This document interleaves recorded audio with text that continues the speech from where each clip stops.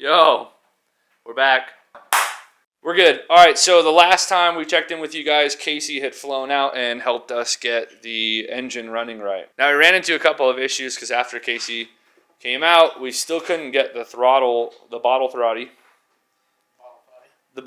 to work right. And then it turned out that there was a cut wire down here from somebody smashing it. So if you ever have like any issues with some of your JDM motors you're buying, make sure you run through the harness and just, yeah, I mean, like it was a pretty noticeable smash. Like it looks like this. This is kind of what the harness looks like. It's got like a thinned out smash, like polished look to it. So it's kind of like when he said that the throttle body's not working and we need to check the harness, I immediately went to that spot, found the broken wire, plugged it in. Now the throttle body works great. Also just real small stuff. Shaved that off, threw a throttle cable on it, put some brake pads in the front end of this thing. And I finally finished up the brake lines. They didn't come out anything like what I wanted, but they're in and they're there. So what that means is that the clutch is hooked up, the throttle's hooked up, and so are the brakes. Which pretty much means the whole drive line's in it too. It means we could drive it if we wanted to. Do we want to? Okay.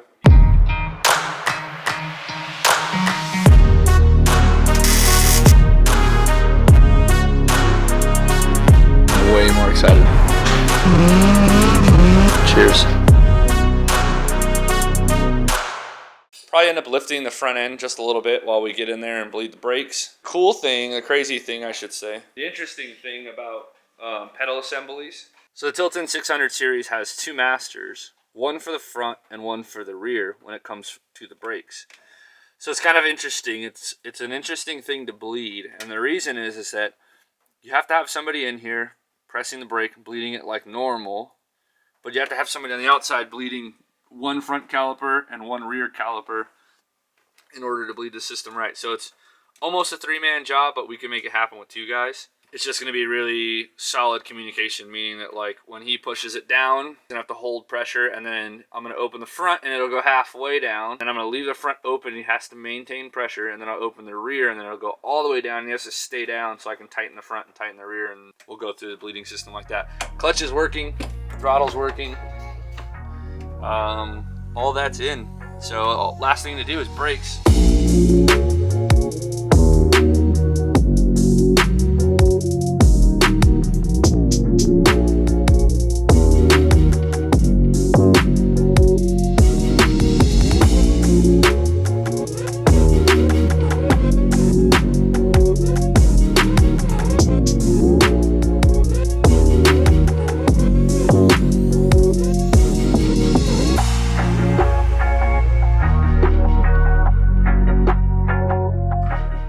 Time, dude. Are you ready? Let's do it. All right, let's go. All right, here we go. Let's see.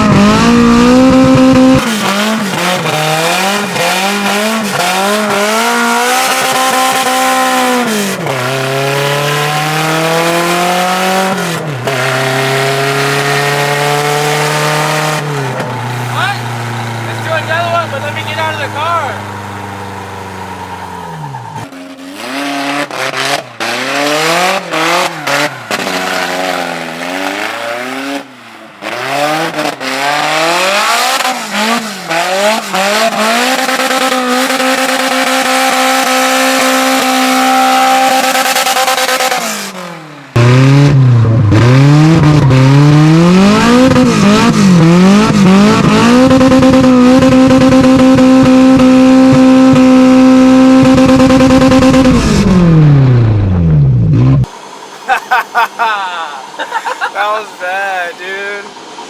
It sounds terrible, dude. It sounds so nasty. Like in a bad way. Yeah, I think that's enough driving with no fan, huh? Yeah, yeah.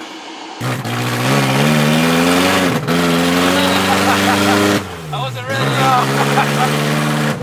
I think it's running crappy because the exhaust isn't hooked up and the O2 sensor isn't hooked up either. You could see all the blacking that's happening down there because of the exhaust not being complete. But dude, it freaking drives. A couple of things we still have to finish. Again, the exhaust, the radiator fan. I was touching the radiator and it's actually like, it's warm on this side, which is the return from the engine. And then when you get over this side, it's pretty cold still. You can feel the heat has, like from when I touched it the first time till now, the heat has definitely traveled a lot further in the radiator. But dude, it's running and driving. A total success. Very slow. Didn't anticipate it being that slow, but I think that the exhaust might have something to do with it. So once it's actually finished, once we patch up, like we gotta button up the fuel lines, button up a couple holes in the wall.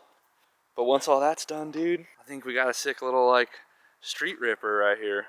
I'm super stoked on it. Does donuts, does burnouts, does all the things I want it to do. It's just slow as hell. Oh, actually, I know what's next. So next up on the E30 Beams build, we're going to be diving into the interior and trying to button it up. A couple of things. We got like a seal that's hanging, so we'll try to figure out if we can glue that up. And then also, these doors in here are just empty. And Condor Speed Shop makes a solution to cover up all this ugliness. The front doors, the rear quarters, you can kind of see it in there. The rear quarter in there, and then the rocker panels on the sides as well. We need to get a shifter on this thing and a couple other little goodies, but we'll jump into the interior on this car and we'll dive into everything we've done already, just a review, and then we'll go into installing the last of the Condor bits before we can actually get this thing rolling. Super stoked as always. Thank you guys for watching. Thank you guys for the support. If you don't want to miss any of the future episodes, make sure that you subscribe. Appreciate you guys, dude. Without you guys and all your love, this does not happen. I mean that sincerely. Stay safe, boys. Alright guys, you made it to the end of the video. Thank you so much for supporting the channel. If you want to support the channel in another way, you can head to holdfast-usa.com. Buy anything on the website. It helps us keep this content coming to you. Huge thanks to the sponsors as well who support all these different series that we want to bring you guys. Give them a follow, give them a like, tell them Micah sent you. As always, boys, stay safe.